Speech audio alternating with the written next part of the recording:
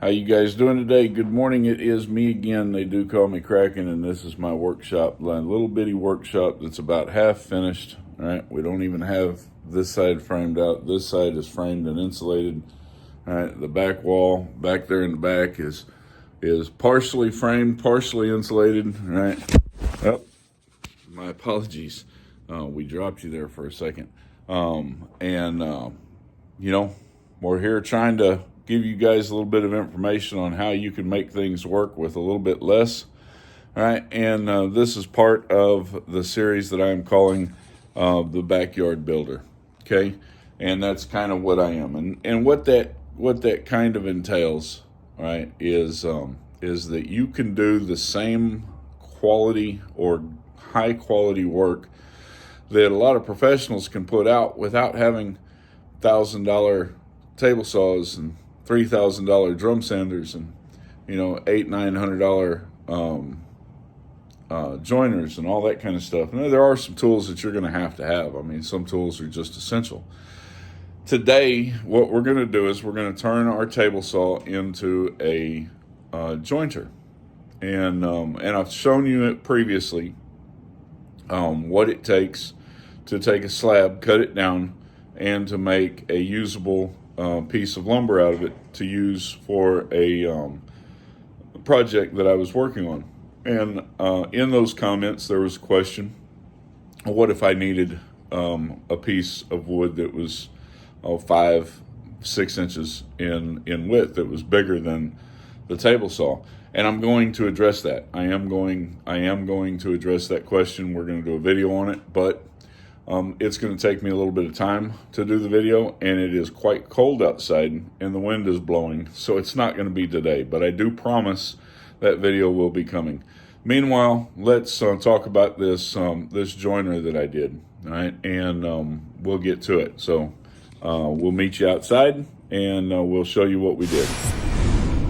Okay, we are outside. This is my biggest part of my workshop. The wind is blowing quite hard out here, so I do apologize for any of that noise in advance. But let's get to it. Let's show you what we did here. Now, I've already built this, and the thing is that I was gonna record the building process, but nothing went right with the recording. First, I forgot to hit the play button in the beginning. When I realized it, I figured I could just pick up from there and record it from there. However, I couldn't find my jigsaw, and I needed my jigsaw because I could not use my miter saw because I had an epoxy pour that I had just poured a couple hours before sitting by the side of it. I couldn't move it, and I couldn't generate any dust, so I needed my jigsaw, and I couldn't find my jigsaw. It took me 20 minutes to find my jigsaw, and by that time I was a little frustrated, so I just said screw it. So what we're going to do is we're going to explain the process, we're going to explain the build, and we're going to show you what we did right here. Hold on. This is my jointer jig, right? This is the second one of these that I built, and hold on one second.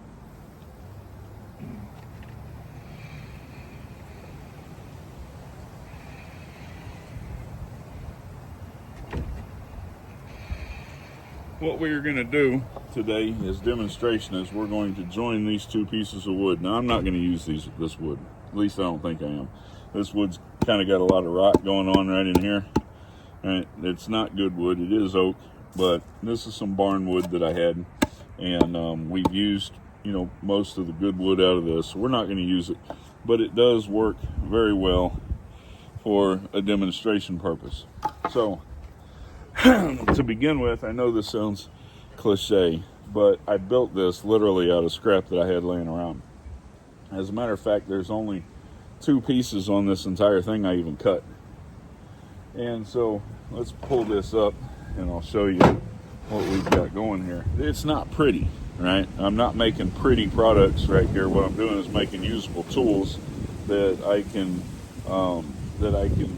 use to do things that I can't normally do. So I'm not showing you how to make the prettiest product right here. What I'm showing you is how to make a product that's usable, that's functional, that will allow you to do what you need to do. Now, this is a Cobalt job site saw.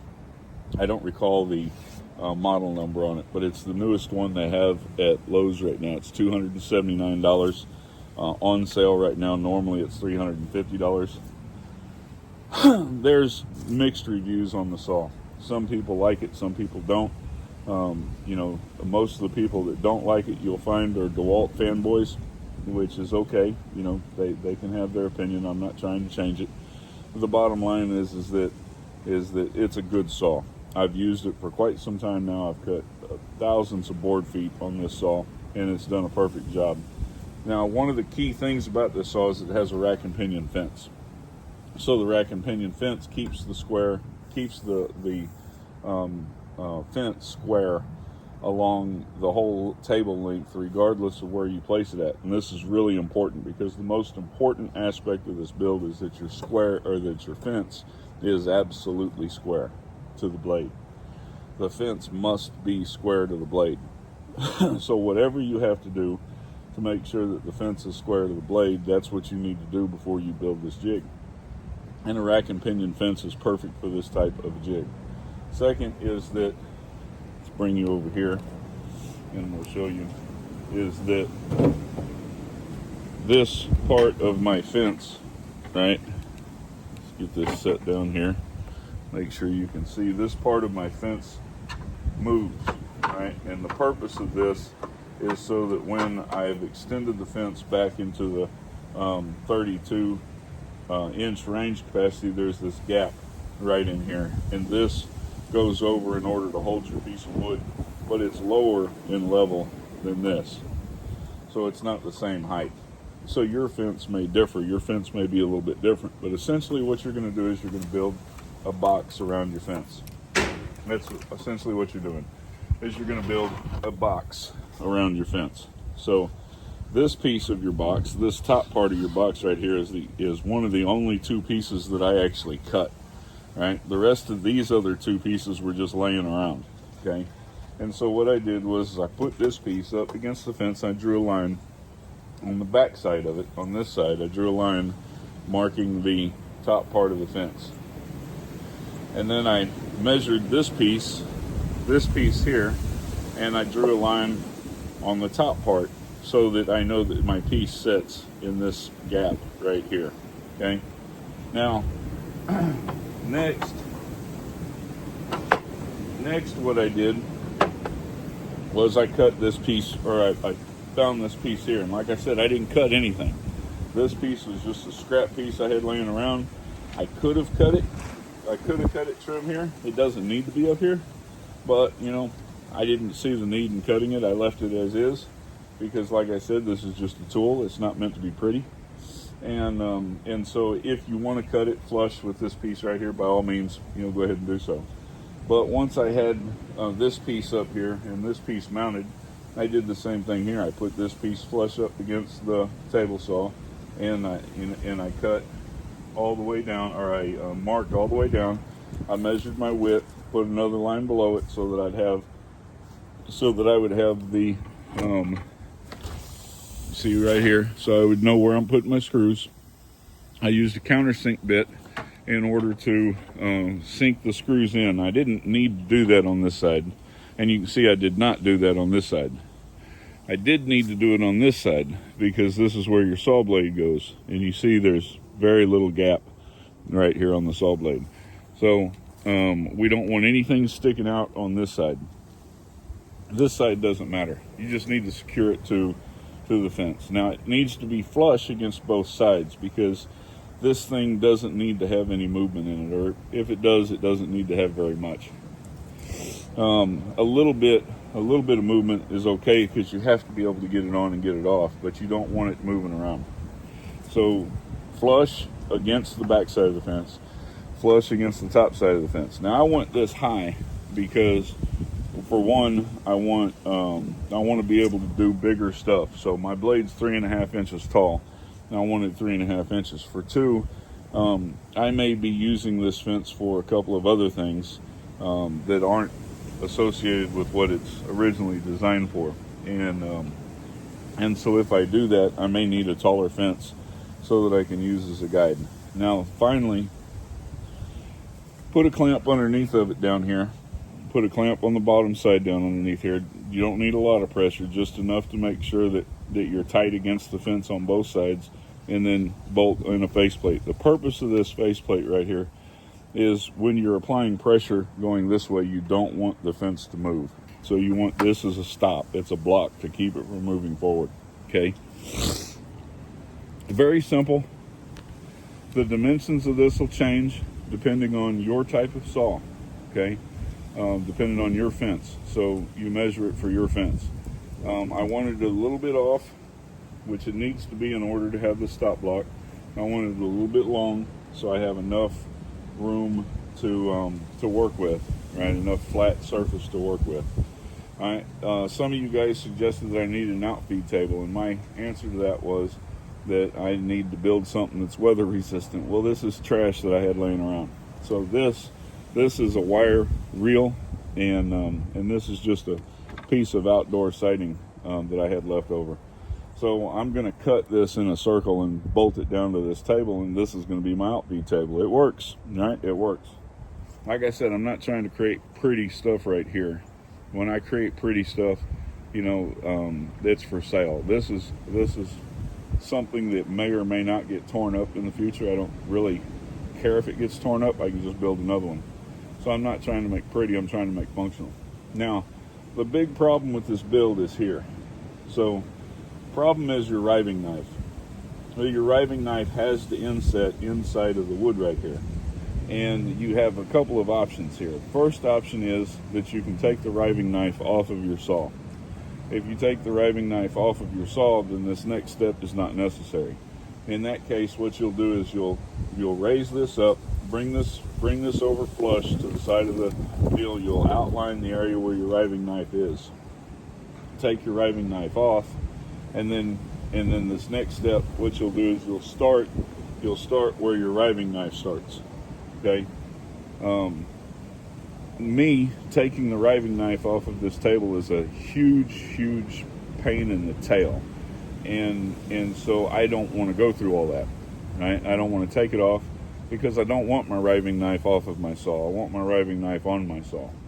So for me, I did that step. I raised this all the way up. I brought this forward. I made an outline right around here, right around the riving knife to show where the riving knife was. Right, and then I used a router to route out this little indent right here. Okay, and it does not need to be perfect. It just needs to fit the riving knife. It doesn't matter if it's a little deeper than the riving knife. You know, you just need to make sure it fits the riving knife. And then you're going to want to cut a little bit further this way, coming in a little bit, because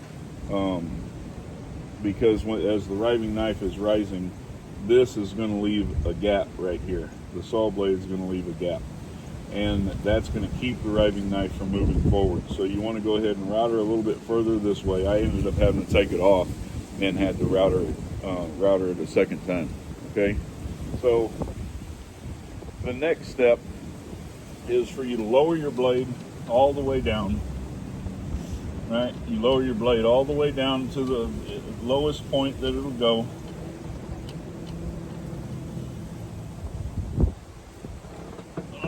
As you guys know, I've already done mine, so I don't need to do this next step. Next, you're going to bring your fence over so that this piece is only one blade's kerf worth underneath. So you want to see just barely see the edge of the blade, maybe a 30-second. Really, the more flush you can get the blade with the edge, with this edge of the plywood or whatever wood you're using, the better. And then you turn your saw on, and once your saw is on, you raise this back up. Okay, so you raise it back up a little bit at a time. It's going to start cutting a groove. All right, your riving knife should come up. You see right here. See right here where the riving knife is? All right, it wouldn't come up when I first did this. This was forward this way. Okay, so you'll have it like this. You'll raise your blade up, and and you'll come up until your riving knife just hits the bottom. Then you'll move it forward a little bit, and then you'll come up until the riving knife hits the bottom, and then you'll move it forward. Come up until the riving knife hits the bottom, and then you'll move it forward a little bit. And you keep doing that until your riving knife is all the way up, right? So we're going to bump it forward a little bit more. Right, bump it forward a little bit more. Bump it forward a little bit more until your riving knife is fully extended, okay? And if you've done your routering correctly here, then you won't have anything block you. If something blocks you, then you just simply need to take it off, and you need to route out a little bit more to fit the riving knife, okay? Once you are fully up, I back it off about a full turn. All right, give me a little bit of space right here. Then you're going to turn the saw on, and you're going to push this all the way forward. Do I know where what is? Yeah, there's a hammer in here.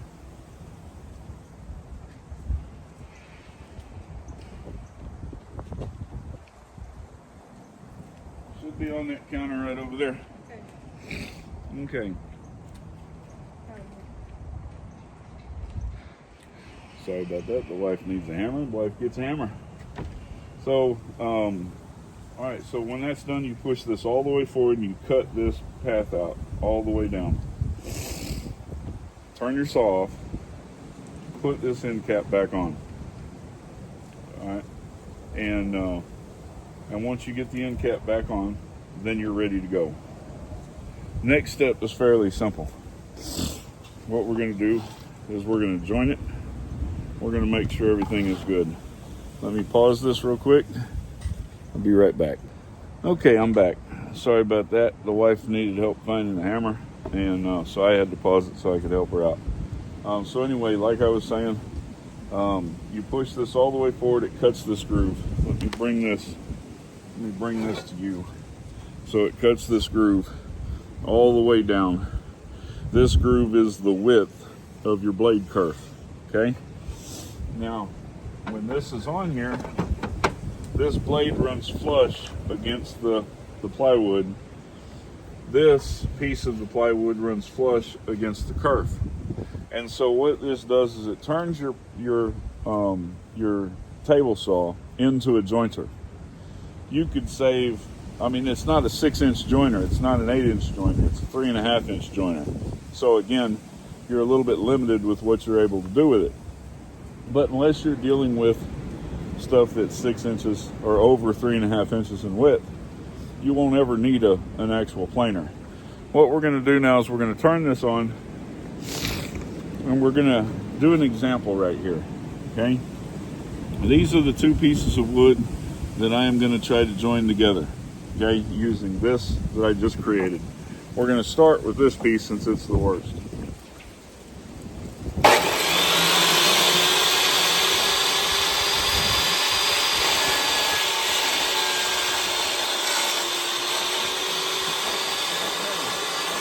First pass.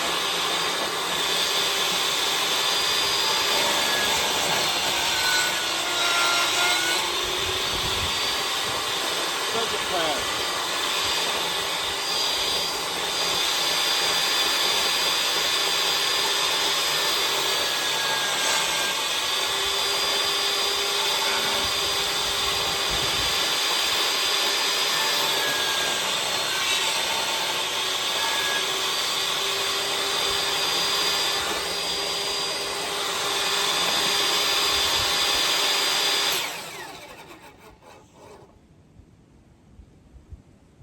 And that's what we have.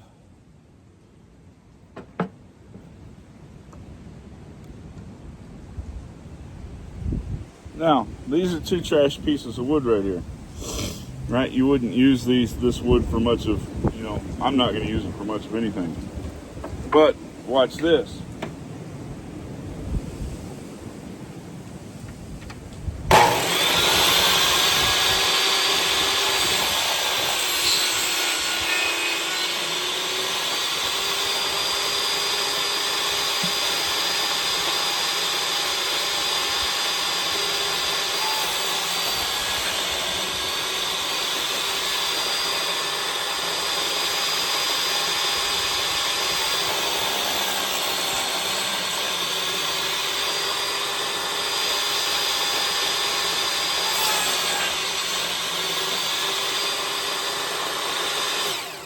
obviously this piece of wood is too thick to be going through this planer even twice, because I have this strip running right down the middle of it. But I think you can see, right? I think you can see that it does the job. Let's look at this side.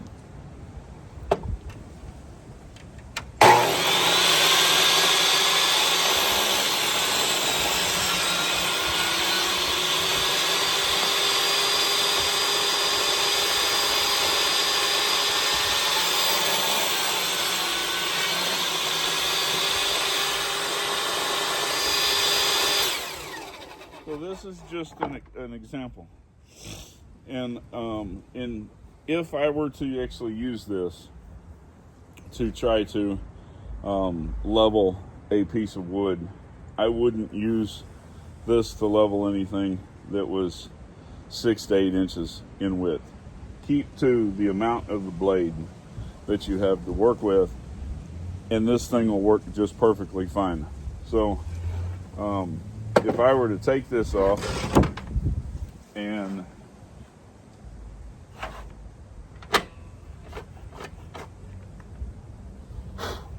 we'll go 3.5 inches.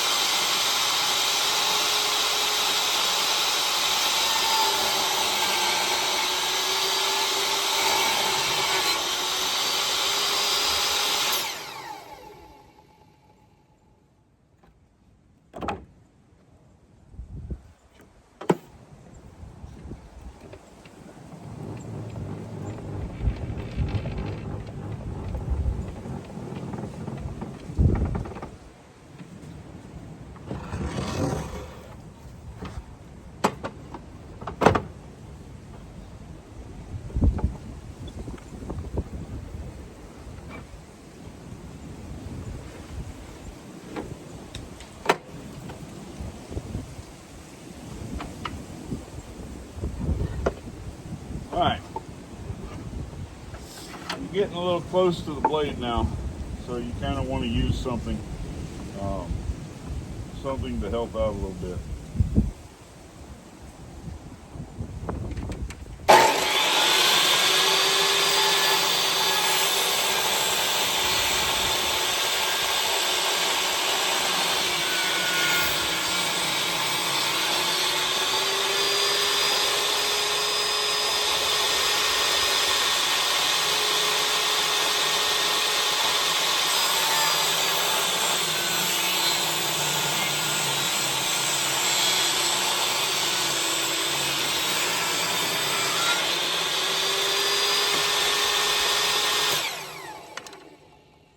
Okay, this is what we have. Now, this wood obviously isn't parallel, and this isn't going to fix that. In order to fix that, you need a planer, and this isn't going to fix that, because this piece is going to run up flush against this piece. Well, I say it ain't going to fix it. You know, hey, let's figure it out. Maybe it will.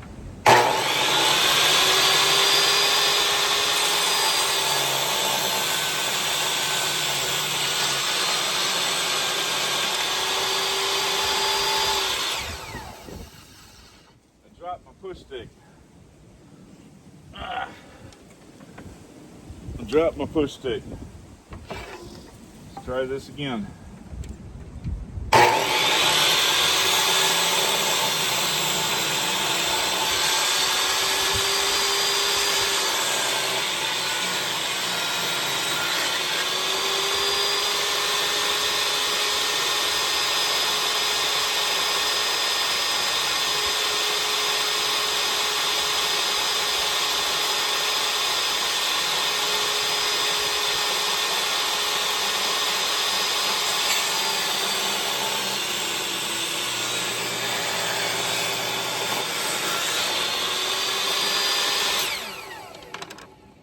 was with just 2 passes, and you can see it's already considerably better. Honestly, I didn't think that was going to work.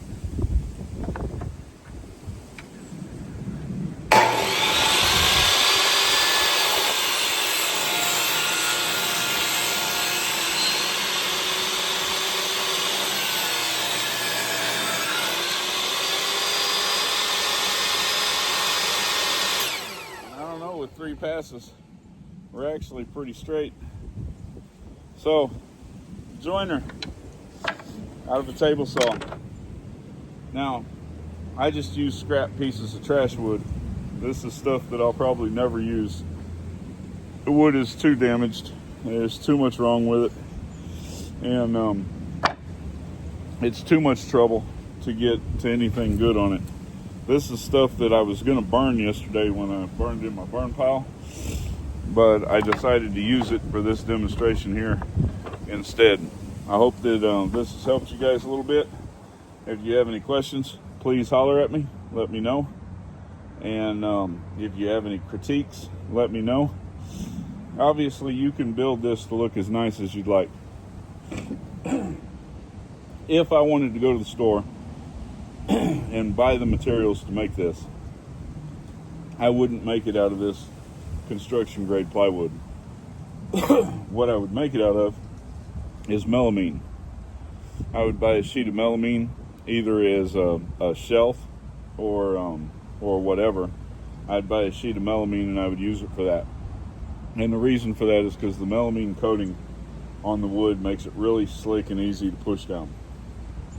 So that's what I would build it out of if I were to build one. Alternatively, if I didn't want to use melamine, I would use MDF. Now, MDF's not going to be as durable as plywood. MDF is eventually it's gonna fall apart, but it should, with a little bit of glue, it should hold together long enough for you to get plenty of use out of it. You can make variations of this, so you can cut this down to this, this height where this top line is, if that's what you want to do. Me, because sometimes I do use this to do stuff like this, or I use this to do stuff like this. I don't want it down. I want this fence as high as I can be. This back fence serves absolutely no purpose at all other than to hold it in place and hold it tight. So you can cut it down as low as you want. It's not going to change or hurt anything. However, if you were to take this and let me move my fence and turn this around this way, right, then you have a whole different side. And with this side right here, you could, and I'm not going to do this with this, I'm just telling you that you have this option.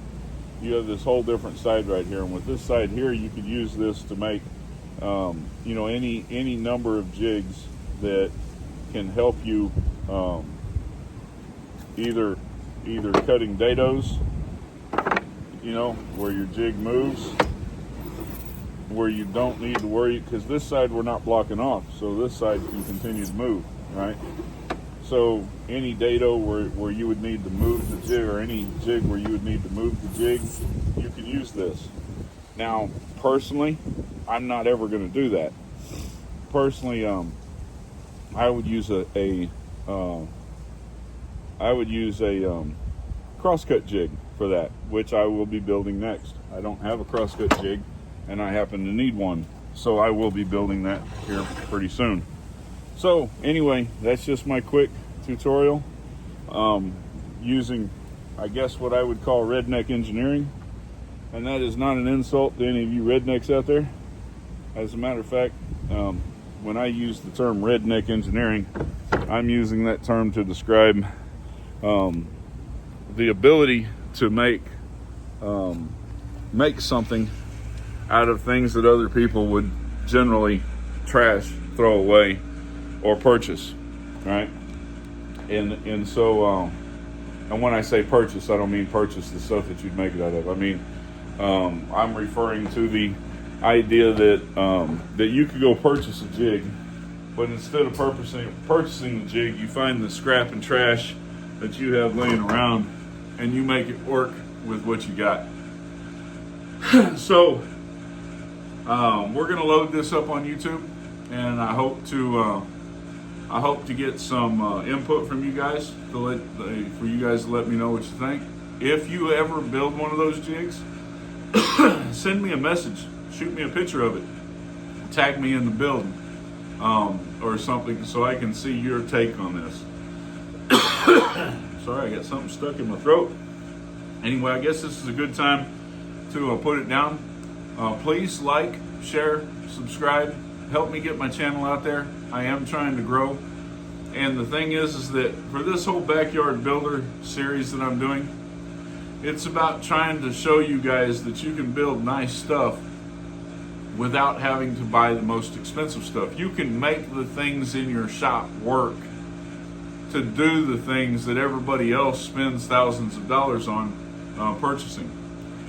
This right here, Eastern Red Cedar whiskey shelf that I'm making.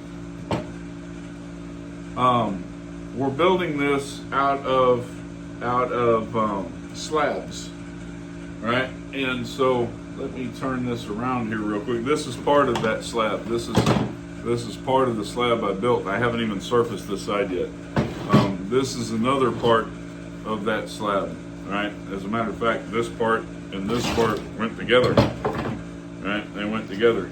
And so the last video that I did, where I showed you how to cut down and make a usable slab, this is what I did here, right, with Eastern Red Cedar.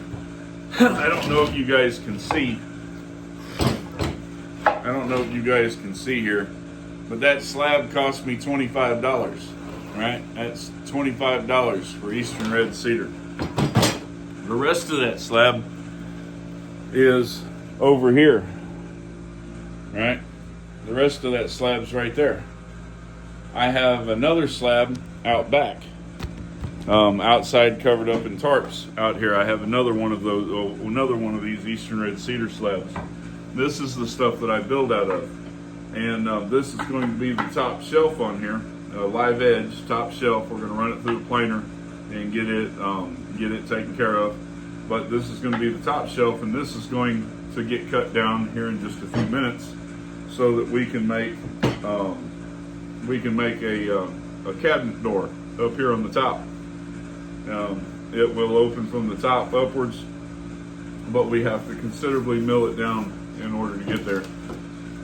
But I bring this up and I show you this to kind of emphasize the fact that this whole thing is about helping you guys build with less. Right? I could have gone to the big box store and I could have bought Eastern Red Cedar in surface four sides, and my cost would not have been $25. My cost would have been somewhere around close to $100 to build this that I'm building right now.